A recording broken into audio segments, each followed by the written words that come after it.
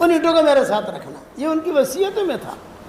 تو جب یہ وصیت نامہ پڑھا گیا شاگردوں کے سامنے، شاگرد بھی ان کا کون ہے؟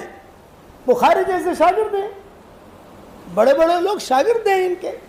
جب انہوں نے دیکھا کہ وہ ہمارا استاد اور یہ کر گیا کام، بولے کہ ما عرفنا حقہ فی حیاتہ، ما عرفنا حقہ فی حیاتہ، ہم نے ہمارے استاد کو اس کی زندگی میں نہیں پہچانا کہ کون تھا۔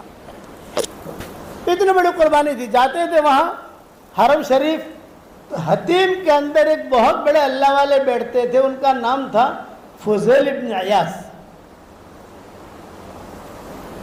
مکہ مکرمہ میں سب سے زیادہ بزرگ وہ مانے جاتے تھے،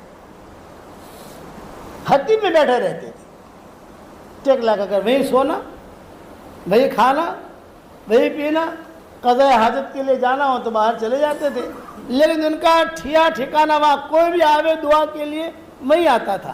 تو عبداللہ بن مبارک رحمۃ اللہ علیہ بھی ان کے پاس جاتے تھے، ہدیہ دیتے تھے، ان کے کپڑے کا ناپ ہوتا تھا تو کپڑا اصلاح کے لے جاتے تھے، کپڑا دیتے تھے ان کو، خیر خیریت پوچھتے تھے، رہتے تھے، خدمت کرتے تھے، ان کے خاص دوستوں میں سے تھے۔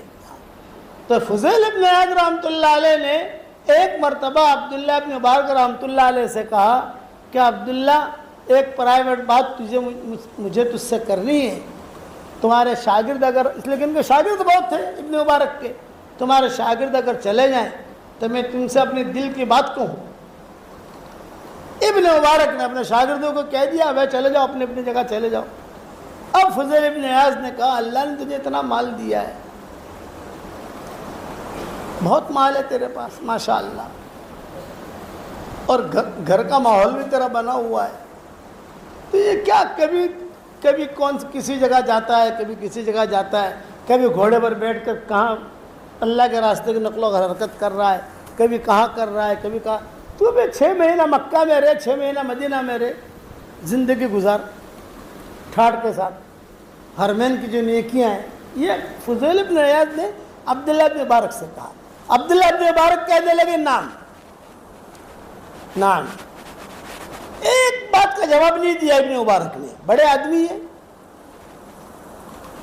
بڑا گھر ہے نا، اور بڑے آدمی ہیں، سارا مکہ جڑا ہوا ہے ان سے، تو بس ایک ہی جملہ کہنے لگے آپ دعا کرو ہمارے لیے، آپ ہمارے لیے دعا کرو۔ جب وہ جاتے تھے تو شام کے راستے سے خراسان پہنچتے تھے، مکہ مکرمہ سے مدینہ منورہ سے، اچھا کسی کو اگر تو مدینہ سے گزرنا پڑے گا، بغیر مدینہ منورہ سے گزرے آپ شام نہیں پہنچ سکتے، تو مکہ مکرمہ سے مدینہ منورہ آتے تھے، یہاں پر بھی اماموں پر خرچ کر کے، بیواؤں پر خرچ کر کے پھر نکلتے تھے، خیبر جاتے تھے، خیبر سے آگے بڑھتے تھے، العلا جو لیلا اس کو بنا دیا، پھر اس کے بعد مدائن صالح آتا ہے، مدائن صالح جاتے تھے، صالح علیہ السلام کی اٹھنے کا جو قصہ ہوا تھا، پھر قوم عاد کا قصہ ہوا تو اس کے آگے وہ ہے، اس کے بعد تبوک ہے، اس کے بعد یہ جارڈن آ گیا، جارڈن کے بعد پھر یہ شام آ گیا، شام کے بعد جو ہے ترکی آ گیا، ترکی کے بعد داہنی طرف جاؤ تو یورپ آ گیا، بائیں طرف جاؤ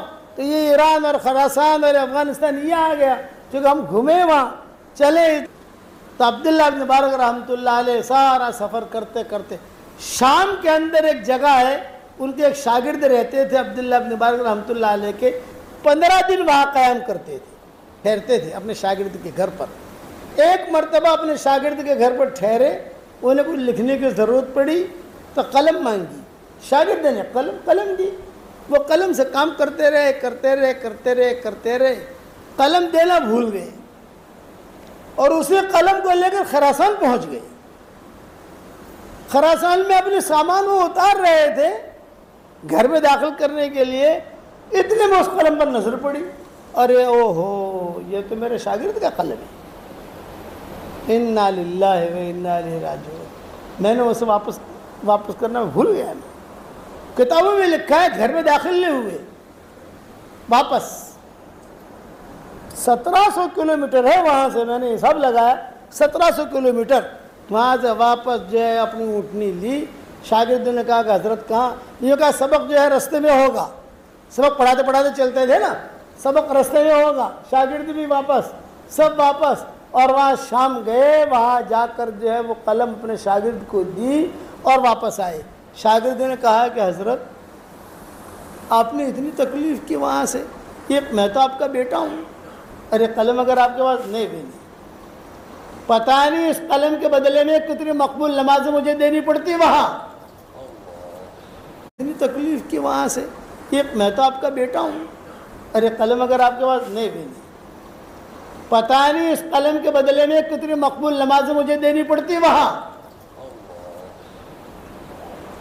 اور آج ہم تو زمینیں ہضم کر جاتے ہیں، لوگوں کو پیسے ہضم کر جاتے ہیں، ڈکر بھی نہیں لیتے. اور اگر قرآن کی کوئی آیت سناویں تو وکان اللہ. اور آج ہم تو زمینیں ہضم کر جاتے ہیں، لوگوں کو پیسے ہضم کر جاتے ہیں، ڈکر بھی نہیں لیتے. اور اگر قرآن کی کوئی آیت سناویں تو وکان اللہ غفور الرحیم، یہ آیت یاد ہے. نبّئ عبادی انی انا الغفور الرحیم، یہ یاد ہے.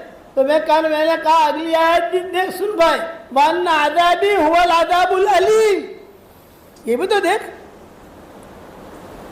یہ ابن مبارک تھے، اتنا تقویٰ تھا ان کا.